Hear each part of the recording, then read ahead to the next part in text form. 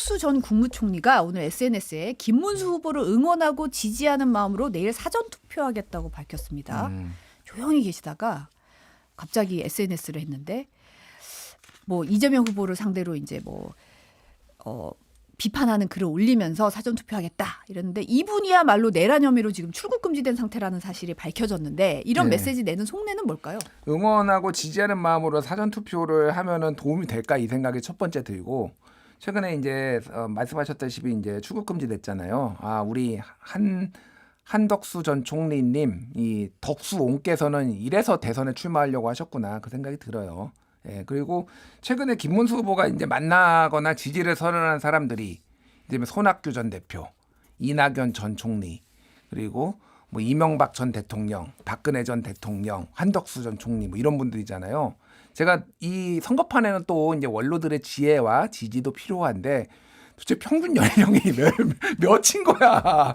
좀 본인보다 좀 젊은 분들도 영입도 하고 좀 만나라. 이게 그러니까 이게 그런 것 같아요. 그러니까 더 이상 이게 안 되는 거야. 그러니까 지금 이 캠프에 오겠다는 사람도 없고 지지하겠다는 사람도 없고 그냥 옛날에 좀 나이 드신 올드보이들 중심으로 이렇게 가는 게 아닌가 그 생각이 들고 어쨌든 뭐 한덕수 총리도 너무 이제 아무것도 안 했잖아요. 그러니까 최소한의 면피 그리고 이제 정치를 좀 하실 수도 있겠다는 생각이 드는 게 이제 본인에 대한 수사가 제대로 들어오면 정치 탄압이다.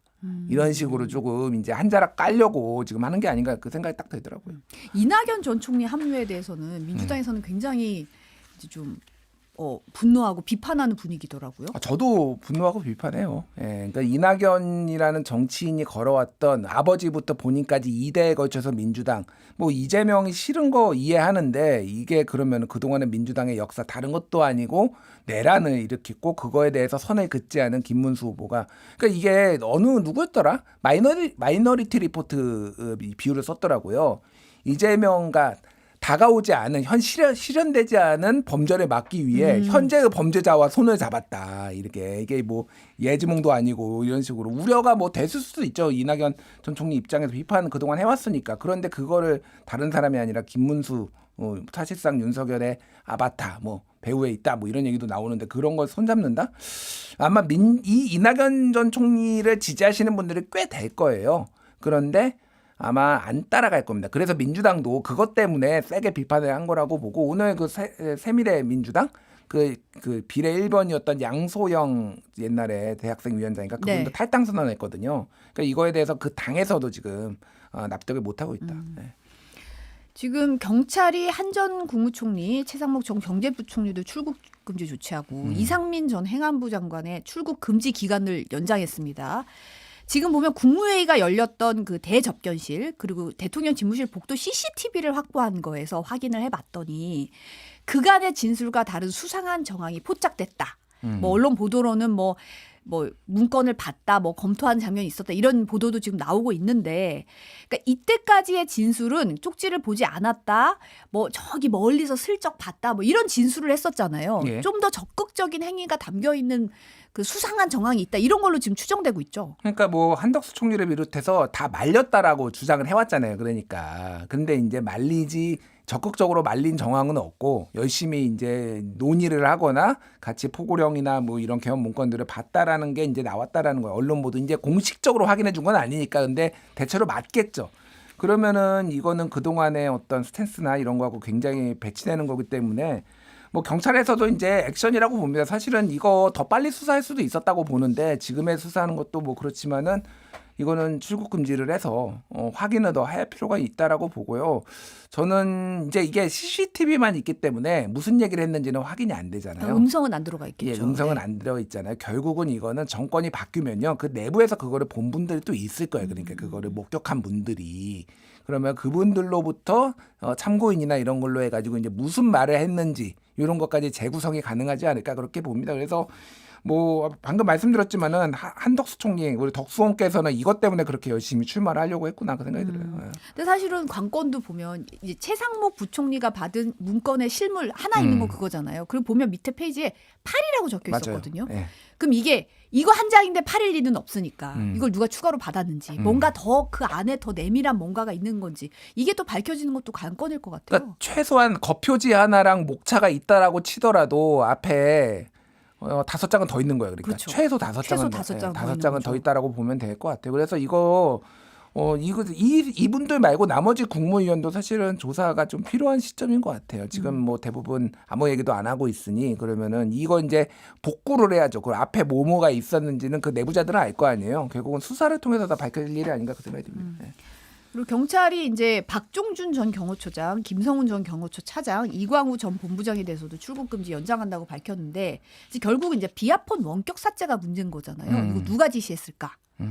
어떻게 보세요? 그러니까 지금 삭제된 게 윤석열 그리고 홍장원, 김봉식 이 서울경찰청장. 뭐 제가 아는 거는 요 정도인데 예. 더 있는지 모르겠는데 그럼 그거를 윤석열 전 대통령 거를 비아폰을 삭제하라고 지시할 수 있는 사람이 그 밑에 있는 사람일까? 그 생각은 안 들잖아요, 사실은. 예. 그러니까 이거는 어쨌든 그게 윤석열 대통령이 홍장원한테 정치인 체포 지시한 거, 김봉식한테도 뭐 여러 가지 지시를 한 거, 뭐 이런 것들이 문제가 되니까 그 통화 기록을 그러니까 내용까지는 없지만 통화 기록을 없앤 거잖아요. 그러면은 내란과 관련돼서 굉장히 이거를 잘 아는 사람, 최소한 윤석열한테 이거를 확인을 할 수 있는 사람, 윤석열이 직접 했던지 뭐 이렇게 가능하지 않을까 그 생각이 들어요. 그래서 이거는 수사를 해봐야 되겠다. 이게 원격으로 또 이렇게 삭제를 할 수 있으면은 굉장히 내부를 잘 아는 거니까 결국은 경호처 사람들 아니냐. 아니면은 뭐 경찰 가능성도 저는 배제할 수 없다라고 보는데 어쨌든 수사를 좀 해봐야 될 것 같아요. 민주당이 지금 보면 이제 본투표까지 남은 7일 동안 유세 원칙을 담은 168시간 집중 행동 지침 내려보냈다고 하는데 현역 의원 전원이 여의도를 비우고 지역에서 골목 선거운동 실시해라. 지역을 비우는 시간 없이 아침 7시부터 저녁 9시까지 상시 선거운동하고 절제되고 겸손한 자세 유지하고 과도한 율동 자제해라. 민주당의 승리처럼 보이는 행동은 절대 금지한다. 이런 식으로 행동 수칙을 아예 제시했더라고요. 예.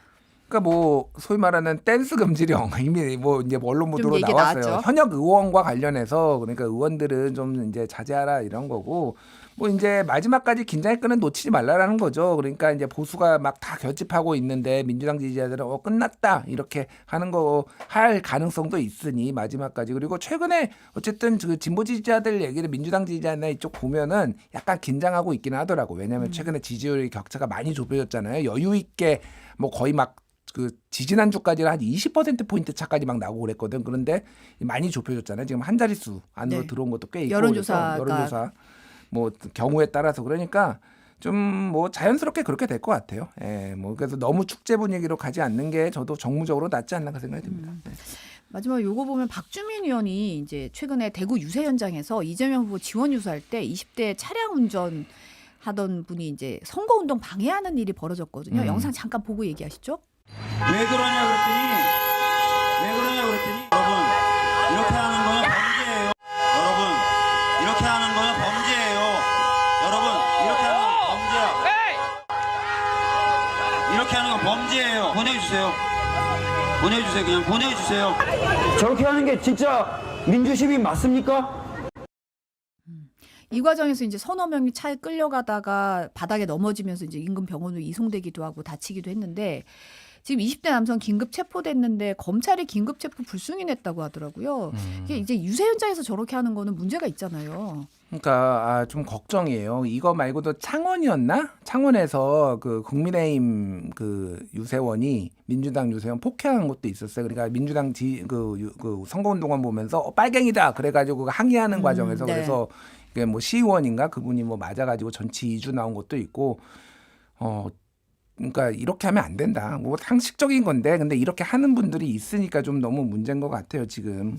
그래서 조금 우리 존중해주자. 좀 서로를 존중해줘야 예, 되고 예, 이렇게 갈등이 너무 극화돼서 폭력이나 이런 행동으로 이어지는 건 좀 조심해야 될 것 같다는 그리고 생각이 이게 듭니다. 뭐 자기 분풀이 뭐 기분 나쁠 수도 있는데 저 내가 안 좋아하는 정당이 저렇게 하고 있으면 이게 그러면 자기가 좋아하는 뭐 그 후보나 도움이 되게 누군지는 누구 지지자인지는 모르겠으나 뭐 이게 도움이 되겠냐 그 생각이 들어요. 그러니까 예. 고백을 할까 말까? 안 돼.